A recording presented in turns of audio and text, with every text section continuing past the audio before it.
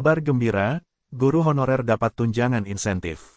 Berikut 5 kategori penerimanya. Isu mengenai penghapusan guru honorer yang direncanakan pada bulan November tahun 2023 mendatang masih terus berkumandang. Guru honorer harus menghadapi penghapusan pada November tahun 2023, hingga sampai saat ini opsi yang diusahakan pemerintah adalah pengangkatan para guru honorer menjadi PPPK guru. Oleh sebab itu, Nunuk Suryani pun mengungkapkan harapannya agar guru honorer dapat dituntaskan melalui penerimaan PPPK guru yang diadakan di tahun 2023 ini. Hal ini lantaran tahun 2023 akan menjadi kesempatan terakhir para guru honorer diangkat menjadi tenaga ASN yang resmi.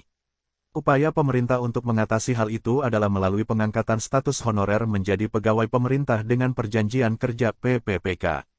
Sampai tiba waktu penghapusan tersebut, semua guru honorer dapat tunjangan insentif. Di sisi lain Nadiem Anwar Makarim, Menteri Pendidikan, Kebudayaan, Riset, dan Teknologi, Mendikbudristek, dan Nunuk Suryani mengungkapkan rasa haru dan bangga dengan 250.432 guru honorer yang dinyatakan lulus dalam rekrutmen PPPK guru tahun 2022. Sampai saat ini, total jumlah guru honorer yang sudah diangkat menjadi pegawai pemerintah dengan perjanjian kerja sudah mencapai 544.292 guru. Pengangkatan guru honorer menjadi ASN ini menurut Nunuk Suryani bertujuan untuk meningkatkan kesejahteraan para guru di seluruh Indonesia. Ia mengatakan bahwa kesejahteraan guru honorer perlu diperjuangkan, salah satunya dengan mengangkatnya menjadi ASN.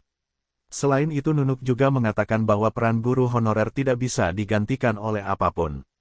Itulah sebabnya sebelum waktu penghapusan tiba, guru honorer dapat tunjangan insentif sebagai bentuk apresiasi.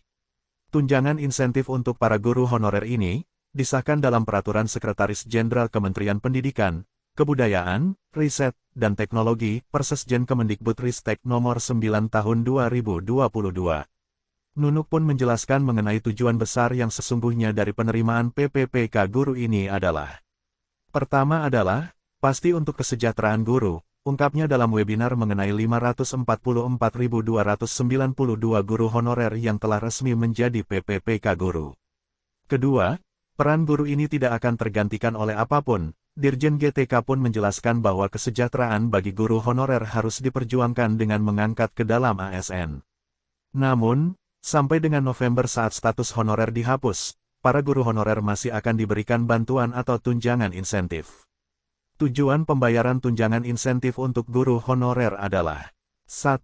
Menambah jumlah penghasilan bagi guru honorer di luar gaji upahnya sebagai tenaga pendidik yang bukan sebagai PNS atau PPPK, yang masih belum menerima sertifikasi pendidik. 2. Mendorong peningkatan motivasi kerja, serta kesejahteraan untuk para tenaga pendidik bukan PNS dan bukan PPPK yang belum punya sertifikat pendidik.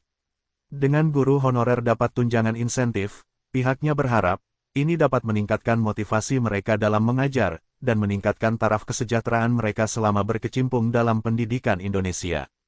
Berikut 5 kategori guru honorer yang bisa mendapat tunjangan insentif menurut Persesjen sebagai berikut.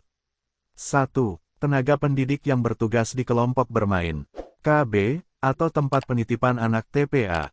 2. Tenaga pendidik yang bertugas di taman kanak-kanak, atau TK. 3. Tenaga pendidik yang bertugas di sekolah dasar atau SD. 4. Tenaga pendidik yang bertugas di sekolah menengah pertama SMP.